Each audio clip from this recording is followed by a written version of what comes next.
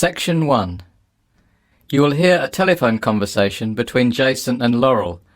They are arranging to meet later to go to an art gallery. First, you have some time to look at questions 1 to 7. Now we shall begin. You should answer the questions as you listen because you will not hear the recording a second time. Listen carefully and answer questions 1 to 7. Hi Laurel, it's Jason. How are you? Jason, so glad you called. I'm fine. You must have got my message on your answer phone. I wanted to know if you were free tomorrow to go to the opening of a Gaudi exhibition. Yes, I heard about it and thought of you straight away. So you're free tomorrow? Yes. What time do you want to go?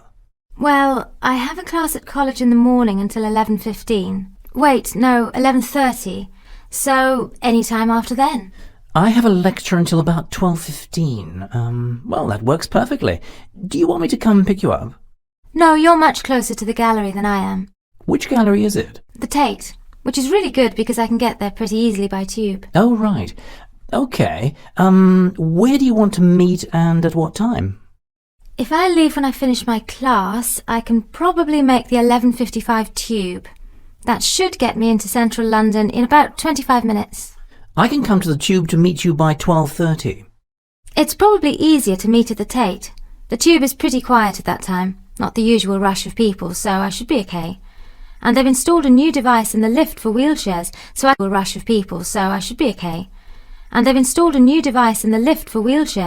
can get to the street without having to wait for long. Do you remember the old lift? Yes, it was horrible. It made that loud clanking noise, and the smell would make anyone pass out. The new lift is quicker, and the wheels of the chair lock into a safety system that allows you, and whoever else is in there with you, more room. It's a lot quicker. That's a relief. Okay, so where are we meeting? How about at the ticket office at the Tate? If I get there first, do you want me to buy you a ticket? No, I get a concession and need to show my card. Lucky you. How much do you pay? About £10 for major exhibitions on Tuesdays. Well, that's pretty good. The normal price is another £5. Hang on. Did you say Tuesdays? Yes. Tomorrow's Tuesday. Yes, you're right. Why did I think it was Wednesday? Yes, you're right. Why did I think it was Wednesday? Oh, because our lecture times have all changed this week, and it's put me off. Okay, hang on. I have no class, so I can come and pick you up. Can your car take my wheelchair? Yes, I've got the van, so there's plenty of room in the back. Before you hear the rest of the conversation, you have some time to look at questions 8 to 10. Pause the recording for 30 seconds. Now listen and answer questions 8 to 10. What's your address? It's flat 6, 83 Alexandra Avenue, West Hampstead. Let me write this down. Flat 6. Yes, that's 83 Alexandra Avenue. Alexandra Avenue? Yes, West Hampstead. Got it. Okay, 12:30. Will you be home by then? Sure will. Thanks, Jason. See you tomorrow. Okay, bye. That is the end of section 1. You now have half a minute to check your answers. Pause the recording for 30 seconds.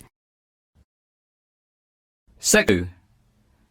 You will hear a tour guide talking about the Newgrange Passage tomb in Ireland. First, you have some time to look at questions 11 to 16. Pause the recording for 30 seconds. Now listen carefully and answer questions 11 to 16. Good morning and welcome to the Bruna Boyne Visitor Centre. Newgrange is one of the finest examples, not only in Ireland but in Western Europe, of the type of structure known as a passage tomb. It was probably built about 3000 BC. That makes it around 500 years older than the pyramids in Giza in Egypt and 1,000 years older than Stonehenge in England. Before we start our tour, let me tell you a little bit about what you'll be seeing. Newgrange consists of a long, narrow passage and chamber, which, if we imagine looking down on it from above, would have the shape of a cross. In the two rooms of the chamber forming the arms of the cross, you will see large stone basins, which are a feature of many Paleolithic Irish tombs, though researchers can only guess about what their purpose would have been. Outside of the tomb, in front of the entrance to the passage, sits the large carved entrance stone, which I'm sure you've all seen pictures of in magazines or textbooks. After all, this stone is about the most famous example in the entire repertory of Paleolithic rock art. The spirals and zigzag lines covering it are strikingly beautiful. Some of the large curbstones lining the inside of the passage are also decorated, although they're not as famous. An 11-metre-high circular mound made of stone covers the tomb, making it appear even larger and more imposing than it is, especially from a distance.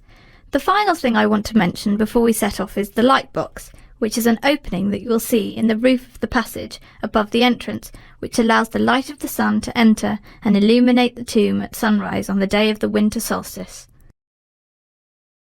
Before you hear the rest of the talk, you have some time to look at questions 17 to 20. Pause the recording for 30 seconds. Now listen and answer questions 17 to 20. Actually, I want to tell you a bit more about the winter solstice at Newgrange.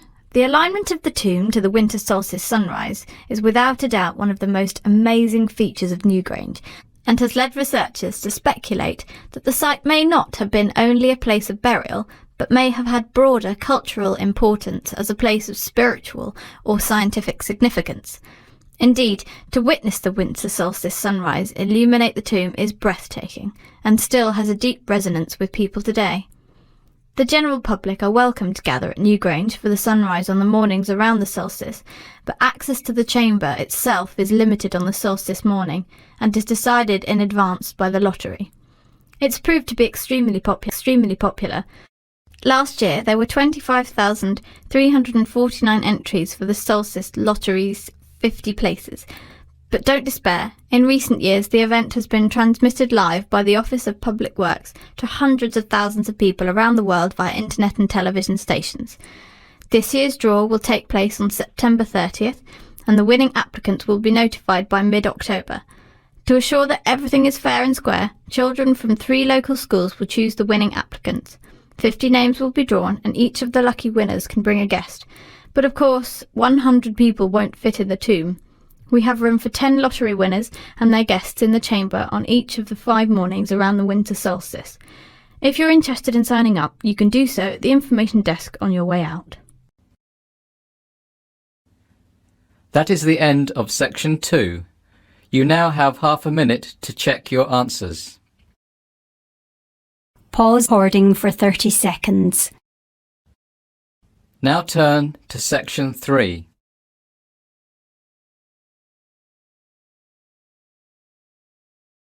Lesson 3. You will hear a dialogue between a doctor and a patient. First, you have some time to look at questions 21 to 24. Pause the recording for 30 seconds. Now, listen carefully and answer questions 21 to 24. Hello, Dr. Smith. Can I come in? Yes, please, sit down. I won't be a minute. Thank you. You would be Mr. Garrison? Yes, Peter Garrison.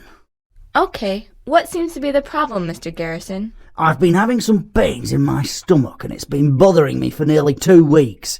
Actually, 10 days to be exact. What happened at the time the pain started? I was having dinner with my family and I thought I must have eaten something that didn't sit well in my stomach.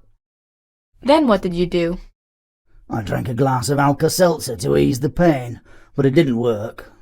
Do you remember what it was that you ate at the time the pain started? Yes. I was eating pumpkin soup with bread, and then we had roast chicken, potatoes, some vegetables, and afterwards dessert. I think it was chocolate pudding with cream. That's quite a lot of food. Yes, well, I do like to eat. Do you do any form of exercise? No, not really. I mean, sometimes I might go for a walk.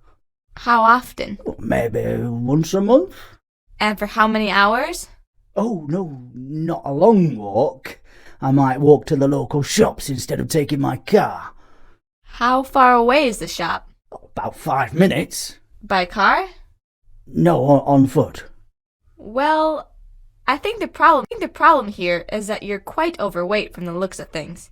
You don't exercise and you eat far too much. So I'd say the issue you're having with your stomach is something that was inevitable. I'm going to suggest a few things, but you have to comply. Otherwise, there's no point in me going on. So, it's serious. It will be if you don't take steps to change your lifestyle. Before you hear the rest of the conversation, you have some time to look at questions 25 to 30. Pause the recording for 30 seconds. Now, listen and answer questions 25 to 30. Oh, what should I do? First of all, I'm going to give you a list of what you can and can't eat for the next month. I want you to follow this quite strictly. And? Yes. For breakfast, I want you to have a cup of hot water and lemon juice. Is that all? No, let me finish. Sorry. After 20 minutes, I want you to have a freshly squeezed juice of either fruit or vegetables. Then eat either cereal without sugar and with low-fat milk, or if you don't like cereal, then have some toast. You can use honey or jam that is organic only. But I don't want you to use any butter and no sugar or salt. For a whole month? Yes. Then, for a mid-morning snack, you can have 2 pieces of fruit. Lunch will be 2 pieces of brown organic bread with either avocado or hummus instead of butter and salad. Then in the afternoon, you can have a handful of nuts, but not too many. Okay so far? Well, it all sounds a bit hard. You know, it doesn't seem like much. For dinner, you are allowed a small quantity of about 100 grams of either brown rice or pasta with steamed or baked fish and vegetables. If you must have dessert, you can either have another piece of fruit or some low-fat organic yogurt. Where do I buy all this organic food? There's a shop in the high street, and I want you to walk there. It's just opposite the town hall. Okay. I want you to be 100% dedicated to this diet. Is that it? Yes, and I'll see you in a month's time to reassess you. Okay, Doctor. Well, I'll see you in a month. Oh, and absolutely no alcohol, coffee, or cigarettes. Oh dear. That is the end of section 3. You now have half a minute to check your answers. Pause the recording for 30 seconds. Now, turn to section 4.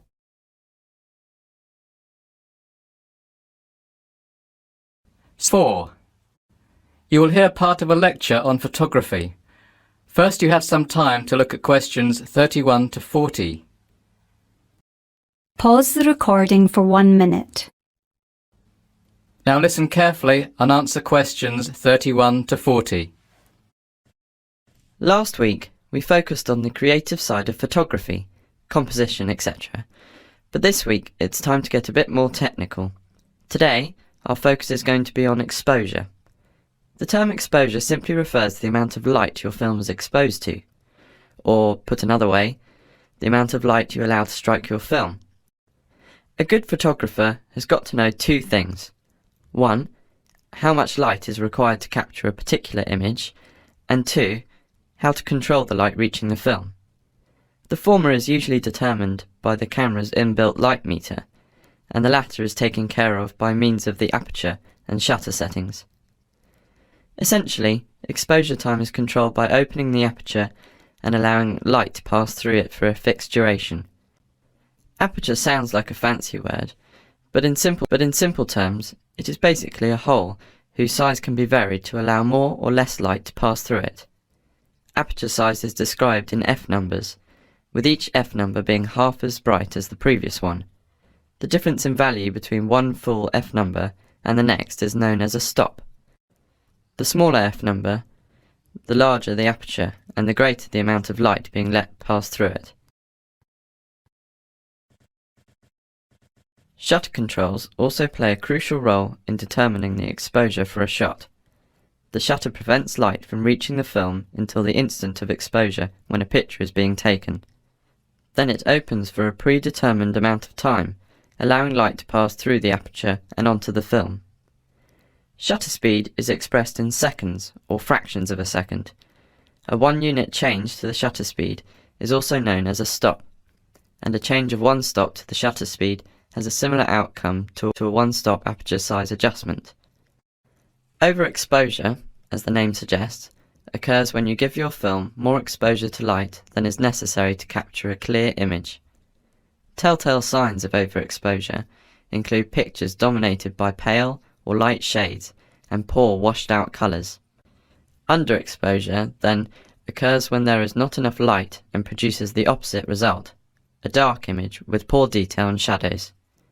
Before we go on to look at how to ascertain the correct exposure settings for a particular shot, let's take a short break. That is the end of section 4. You now have half a minute to check your answers. Pause the recording for 30 seconds. That is the end of the listening test.